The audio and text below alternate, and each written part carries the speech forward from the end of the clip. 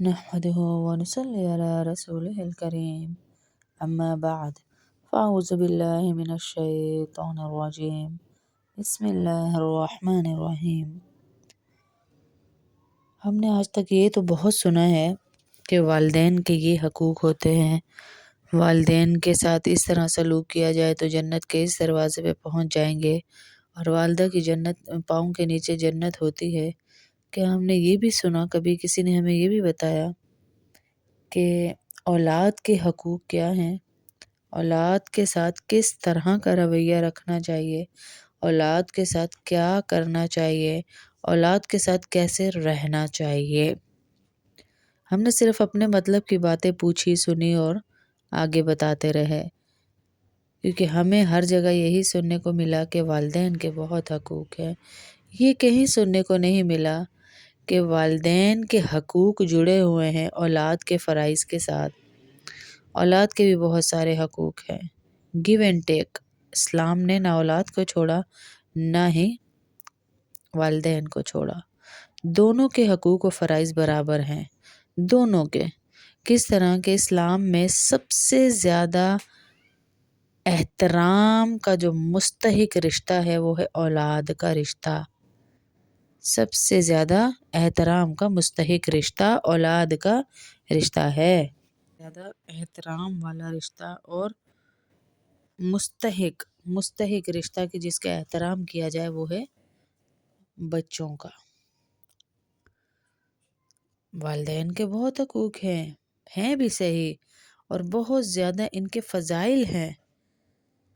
ہم نے جو اپنے بچپن میں زیادہ تر لوگوں کو دیکھا، ہمارے والد تو خیر دیندار تھے تو ان کا اپنی اولاد کے ساتھ ذرا اور تعلق تھا، لیکن ہم نے جو اپنے آس پاس دیکھا کہ ذرا سی غلطی پر ایک چپیڑ، ذرا سی غلطی پر ایک چپیڑ، ذرا سی غلطی پر گالیاں، بدتمیزی، صبر نہیں، برداشت نہیں، صبر نہیں، چھوٹی چھوٹی بات پر گالی دے دینا، بدتمیزی کرنا، مارنا،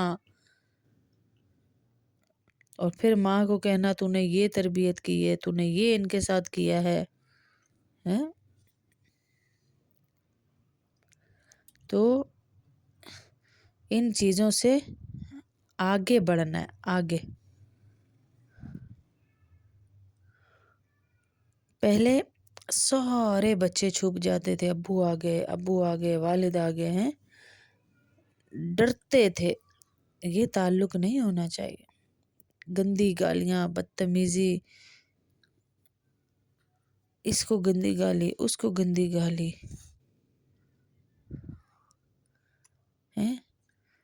تو یہ جو باپ ہے جس نے 24 گھنٹے گالیاں دینی ہے، 24 گھنٹے گالیاں، اس نے کیا تربیت کرنی ہے؟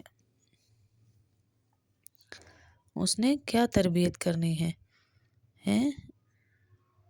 دین تو ہمیں یہ تک بتا رہا ہے کہ ماں باپ نے کیا کرنا ہے، پیدائش سے پہلے سے لے کے 9 مہینے تک ماں نے کیا کرنا ہے، پھر 9ویں مہینے میں جب بچے نے دنیا میں آنا ہے پھر ماں نے کیا کرنا ہے، پھر باپ نے کیا کرنا ہے۔ دین تو ہمیں یہ سبق دے رہا ہے۔ اردو بولنے والے کے گھر پہ جب بچہ ہوگا تو کیا وہ انگلش بولے گا؟ وہ اردو ہی بولے گا نا۔ اس نے کہاں سے سیکھا؟ اپنے ماں باپ سے۔ اس نے کہاں سے سیکھا؟ پشتو کا بچہ پٹھان ہوگا، پنجابی کا بچہ پنجابی ہوگا۔ اس نے کہاں سے سیکھا یہ سب کچھ؟ اپنے ماں باپ سے۔ ہمیں یہ سمجھ آ رہی ہے کہ جو ماں باپ نے بولنا ہے وہی بچے نے بولنا ہے۔ ہمیں یہ سمجھ نہیں آ رہی کہ جو ماں باپ نے کرنا ہے وہی والدین نے کرنا ہے، وہ نہیں جو والدین نے کرنا ہے وہی بچوں نے کرنا ہے۔ ہمیں یہ سمجھ نہیں آ رہی۔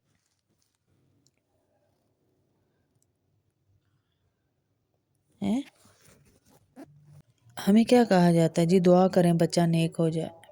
بچے کے نیک ہونے کے لیے پہلے آپ کو خود نیک ہونا پڑے گا۔ وہ ہر جگہ پر ذرا آزمائشیں کہیں اللہ ڈال دے آزمائش میں تو وہ الگ بات ہے کہ نیک والدین کی اولاد ایسی نکل آتی ہے کہ ان کے لیے آزمائش اور فتنہ بن جاتی ہے، لیکن پہلے آپ کو خود نیک ہونا پڑے گا۔ صرف دعاؤں سے کام نہیں چلے گا۔ نیک دعا کریں جی میرا بچہ جو ہے وہ شرابی نہ بنے، کباری نہ بنے، نیک بنے، عمل والا بنے۔ عمل والا تو وہ تب بنے گا جب آپ میں عمل ہوگا۔ ہاں، عمل والا تب بنے گا جب آپ میں عمل ہوگا، آپ نیک ہوں گے۔ آپ اس کے سامنے صبح شام جھوٹ بولے اور بچے کو کہیں جھوٹ نہ بولنا، پھر وہ بولے گا؟ وہ کیوں نہیں بولے گا؟ ہیں؟ آپ دیکھ لیں شرابیوں کے بچے شرابی بنے ہوئے ہوتے ہیں عمر سے پہلے۔ کوئی عورت اگر پارلر چلاتی ہے، اس کی بچی اسی طرح کا ریئیکٹ سارا دن، چھوٹی سی بچی بھی کرتی رہے گی، کبھی لالیاں لگائے گی، کبھی سرخیاں لگائے گی، کبھی بال بنائے گی، اسی طرح ریئیکٹ کرے گی۔ کوئی عورت اگر فون پہ زیادہ بات کرتی ہے، اس کی بچی اسی طرح ریئیکٹ کرے گی۔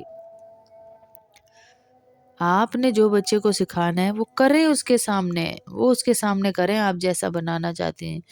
24 گھنٹے گالیاں دینے والے گھروں میں بچے قرآن پڑھتے ہوئے نہیں ملیں گے آپ کو۔ 24 گھنٹے جن گھروں میں گالیاں دی جا رہی ہوں، ان گھروں میں بچے آپ کو قرآن پڑھتے ہوئے نہیں ملیں گے۔ اور ہم نے یہ جملہ تک سنا کہ باپ نے بیٹے کو کہا کہ میرے مرنے کے بعد جائیداد ملے گی، تو باپ نے کہا، بیٹے نے کہا کہ ہم تیرے مرنے کا انتظار کرتے رہے ہیں۔ آپ کہتے ہیں کہ ہمارے بچے ہمارے مرنے کے بعد کروڑوں کے حقدار بنیں گے، اتنا کما دیا ہم نے، ابھی ان کو لاکھوں بھی دیے، ابھی ان کو آپ ترسا رہے ہیں، ابھی ان کو آپ رلا رہے ہیں، اور بعد میں آپ کہیں کہ کروڑوں کی جائیداد ملے گی۔ ہیں؟ پراپرٹیاں آپ کی ختم نہیں ہو رہی اور بچوں کو آپ نے ترسایا ہوا ہے۔ آپ کے گھر سے بھی بہو اور بچے ایسے ہیں کہ وہ زکوٰۃ کے مستحق بنے ہوئے، اور آپ لوگوں کے ساتھ چیریٹیز کر رہے ہیں۔ مجھ سے بڑا نیک کوئی نہیں، اس کی ہم لوگ مدد کر رہے ہیں، میں اس کی مدد کر رہی ہوں، میں اس کی مدد کر رہی ہوں، میں اس کی۔ سب سے پہلے تو آپ کا بیٹا مستحق تھا مدد کا۔ ہیں؟ اولاد پہ خرچ کریں، سب سے بہترین صدقہ ہے اولاد پہ خرچ کرنا۔ اور اب آپ دیکھیں اولاد کب چاہے گی کہ میرے ایسے والدین مریں جو میرے اوپر خرچہ کر رہے ہیں، میرے حق تلفی نہیں کرتے۔ انہی والدین کو یہ کہا جا رہا ہے نا کہ آپ کے مرنے کے بعد ہی ہمیں جائیداد ملے گی۔ یعنی بچے اس حد تک ایگزاسٹ ہو چکے ہیں کہ والدین کے مرنے کا انتظار کر رہے ہیں۔ کس وجہ سے؟ کیونکہ والدین اپنی زندگی میں ان کو ایک پھوٹی کوڑی دینے کو تیار نہیں ہے، ایک چیز دینے کو تیار نہیں ہے۔ اپنے حقوق اور فرائض دونوں کو بیلنس رکھیے۔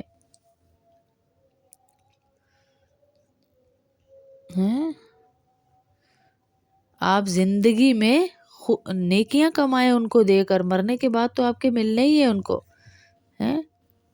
یہ دونوں پہلو بڑے غور طلب ہے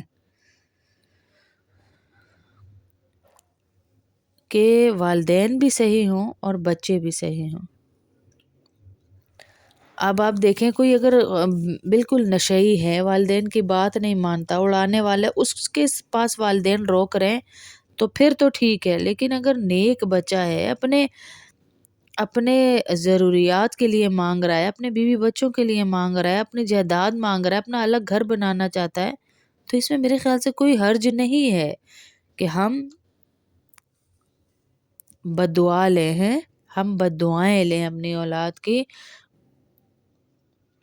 سافٹ ویئر اپ گریڈ کرنے کی ہمیں ضرورت ہے، اور وہ ضرورت کب ہے وہ ضرورت؟ اپنے بچوں کو خوش رکھیے، بچوں کو اپنے ساتھ وفادار رکھیے، اور جو ہے اسپیس دیجیے تھوڑا سا۔